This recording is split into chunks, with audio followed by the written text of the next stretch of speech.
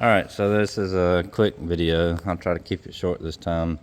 But right after I made the video yesterday, the Hydra-chip came in, and then we didn't get to Summit till later in the day. I was hoping to get there earlier, but that didn't work out. So I got the 4-inch exhaust. It has a full 4-inch exhaust. You can see the downpipe back there. Got that in. It actually didn't go too bad. The last time I did one was probably 2005 maybe, when I had my truck. So obviously I didn't remember how I did it. So it didn't go too bad. Got the V-band off. I bought another V-band clamp just in case that one broke while I was at Summit, but that one was able to get it off. And I tried to save the old downpipe or whatever, but it wouldn't come out, so I just cut it. And then got it on there, got the Hydra-chip. You have to undo the ECU connection down here with a 10mm bolt, and then you plug it in, put the chip in, and then you got to cut the back of the little plastic box that holds the ECU in. And then there's this ribbon cord that comes up to this. This is the little up and down, and then here's these are the tunes that they put on it. And I think I paid a few dollars to have them already installed or whatever. So of course I tried the 140 horse extreme tune first, and it really wasn't that great. I don't know why it didn't feel that great. So then I pulled over and turned it down to the number 11 there, the 80 horse towing. And it seemed, that's the one I seem to like so far. It came from, it was Full Force Diesels who I got it from. I thought it was another, but like I say, I've been looking at trying to research as much of this stuff as I can to learn what I need to do to get this thing where I want it. But again, the 140, I don't know, I don't understand why it didn't feel that impressive, you know. Again, I hate to keep saying this, but my O2 that I had when it was on the 100 horse tune, you know, you could really tell a difference. It was so much more responsive and ran so much better. And again, all I had was a cold air intake, the Diablo Sport handheld, and then the same 4-inch exhaust I put on this one last night. And it was just the 100 horse. I mean, that truck felt like it would ride. And then this one, you know, I was like, did I put the chip in right? Is it on? You know, it was just wasn't what I was expecting. I'm pretty disappointed. You know, because the exhaust, the money spent on the exhaust, and then the programmer thing. And I mean, I know it's going to be utilized and it'll be worth it in the end, but initial seat of the pants, I was pretty disappointed. And the trans did shift better. I liked how the shifting of it, and the 140 horse, the shift was way delayed. I mean, just driving normal, obviously, which is set up for 140, not normal driving, but you know, just rolling into it, it was just holding the shift way too long. And once it was rolling, you know, you could roll into it and it felt like it pushed pretty good. But I mean, you know, not 140 horse more, you know what I mean? It just didn't, I didn't feel it. So again, it's got to be these daggone wheels, because that 700 pounds of rolling mass has got to be what's killing this thing. So I don't know. I've got to do something different, because this is not what I wanted at all. And I thought about taking the inner wheel out to get that weight off, because that'd be 75 for one steel wheel and then 91 for the tire. So, you know, if we got rid of that weight on each side, just to kind of see, you know, if that's, you know, to confirm if that's what it is, you know, just that rolling mass, the height, and to get those things moving. Again, with the super single, I think one super single was 65 pounds or something. So, you know, one of these aluminums is 45 pounds. And then again, the steel is 75 pounds. So if I could do, you know, one wheel and one tire, and then just really drop that rotational mass. But in order to do that, I've got to find somebody to machine a super single from a 22.5 to a 22. I did see a video on YouTube where a guy bolted his wheel on the axle and put it in gear on jack stands and had the wheel turning, and he took a wood chisel and was machining it on he had a tire sitting on the ground, and then he had a railroad rail, and he had a wood chisel and was shaving it down.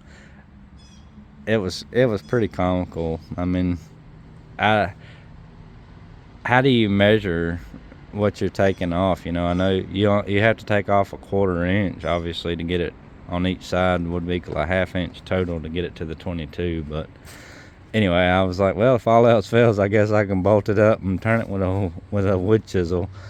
So anyway, that's really bothering me, because this just, you know, it's one of those things with me, if it's in the back of my mind, it's gonna bother me until I get it taken care of. So I've been watching some more videos. There's all these there's this place called Riff Raff or something, and there's these little mods and stuff you can do with there's some banjo bolts you replace it. Their bolts have larger orifices in them, and it has like a crossover or something, because I think, from what I understand, this is kind of a deadhead style system. So they have a fitting that replaces that piece right there, and then it has hoses that go to fittings you put in on the cylinder heads or something. Again, I don't fully understand what it is or what it does, but you know, I want to get rid of the fuel bowl thing completely and do the big fuel system is what I want to do, because I mean, there's no sense in wasting money on little doodad stuff like that when you can just get rid of all of it and do what we'll ultimately need anyway, you know. So, but there is another mod where you take out the fuel filter right here, and then there's something in there you can remove, and then it unrestricts flow. I will say that I think I was on the 80 horse tune, because I only tried the 140. I just took it up the road and back, because again, I didn't have time to do the water pump, and apparently it's dumping some oil too, so I'm gonna have to get that fixed. So the life of a diesel, right?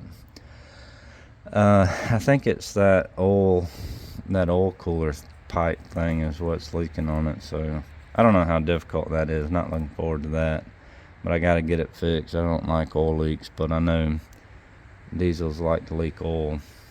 But anyway, when I had the 80 horse tune on it or whatever and was rolling into it in the upper RPMs, I noticed that the check engine light would come on for a second or two and then go off. So I'm assuming that has something to do with the boost, because I think these 24 or 25 pounds of boost is all it'll let it make. So maybe it was making more than that. So from what I've seen, there's a thing that they have, it's called a boost fooler, and basically all it is a regulator that reduces the signal to the map sensor.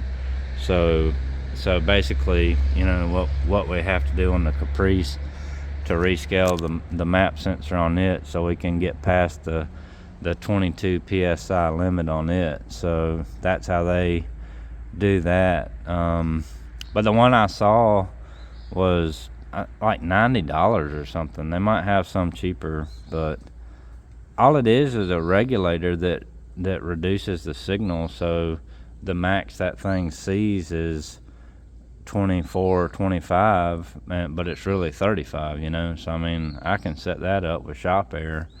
Just get a little regulator, use one of my boost controllers, and then have a gauge on either side, and, you know, reduce the signal till it's 35 on the one side and 24 or 25 on the other side, the output.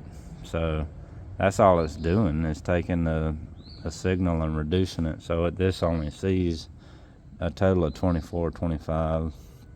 But anyway, I guess I'll try that too. And another thing, I'm sure that these up pipes, apparently they're very problematic, where they come together for the back of the turbo there.